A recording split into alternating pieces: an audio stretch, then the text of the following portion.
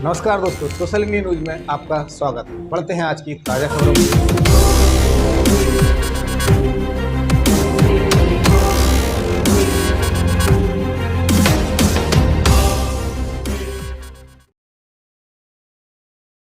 राहुल की संसद सदस्यता बहाली के खिलाफ सुप्रीम कोर्ट में याचिका। वकील का दावा, आरोपों से बरी हुए बिना बहाली नहीं हो सकती।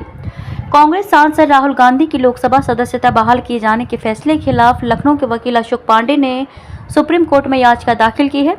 मोदी सरनेम केस में गुजरात के एक कोर्ट की तरफ से दोषी करार दिए जाने के बाद राहुल की सदस्यता 24 मार्च को रद्द की गई थी। इस मामले की सुनवाई के दौरान 4 अगस्त को सुप्रीम कोर्ट ने राहुल की दोषसिद्धि पर रोक लगा दी थी। इसके बाद लोकसभा सचिवालय ने 7 अगस्त को उनकी सदस्यता बहाल कर दी थी। वकील अशोक पांडे ने अपनी याचिका में कहा कि आरोपियों से बरी होने तक राहुल की सदस्यता बहाल नहीं की जा सकती।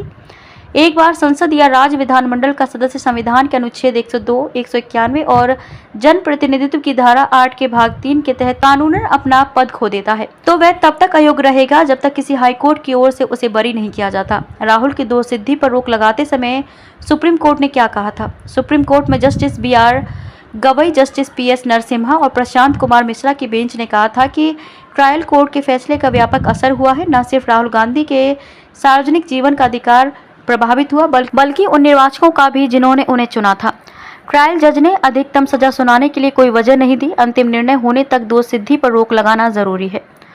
सुप्रीम कोर्ट ने राहुल को अभी फौरी राहत दी है। केस खत्म नहीं हुआ। दोषसिद्धि पर रोक लगाकर सुप्रीम कोर्ट राहुल गांधी को फौरी तौर पर राहत दी है। इस फैसले के बाद उनकी संसद सदस्यता बहाल हो गई। अगर ये स्थिति 2024 के चुनाव तक बनी रहती है तो वे चुनाव भी लड़ सकेंगे, लेकिन अभी ये केस खत्म नहीं हुआ। गुजरात हाई कोर्ट में सेशन कोर्ट की सजा के खिलाफ अपील पर इस मामले में सुनवाई जारी रहेगी। कोर्ट 2 प्रमुख बातों पर विचार करेगा। पहला, क्या राहुल गांधी मानहानि के मामले में दोषी हैं? दूसरा, अगर दोषी हैं तो कितनी सजा होनी चाहिए? वहां से 2 साल की सजा होने पर उनकी संसद सदस्यता खत्म हो जाएगी और 8 साल तक चुनाव नहीं लड़ पाएंगे। 2 साल से कम सजा होने पर जेल जाना पड़ेगा, लेकिन सदस्यता बहाल रहेगी और चुनाव लड़ सकेंगे। अगर निर्दोष पाए गए तो उन पर कोई असर नहीं पड़ेगा।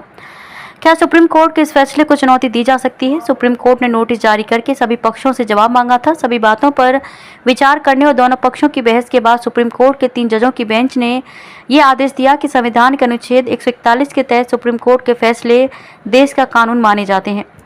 सुप्रीम कोर्ट के सीनियर वकील विराग गुप्ता के मुताबिक संविधान के अनुच्छेद 137 के तहत विशेष स्थितियों में सुप्रीम कोर्ट के फैसले के खिलाफ रिव्यू याचिका दायर की जा सकती है। इस बारे में संविधान के अनुच्छेद 145 के तहत सुप्रीम कोर्ट के नियम और अनेक पुराने फैसले हैं, लेकिन राहुल गांधी मामले पर रिव्यू याचिका की गुंजाइश नहीं बनती।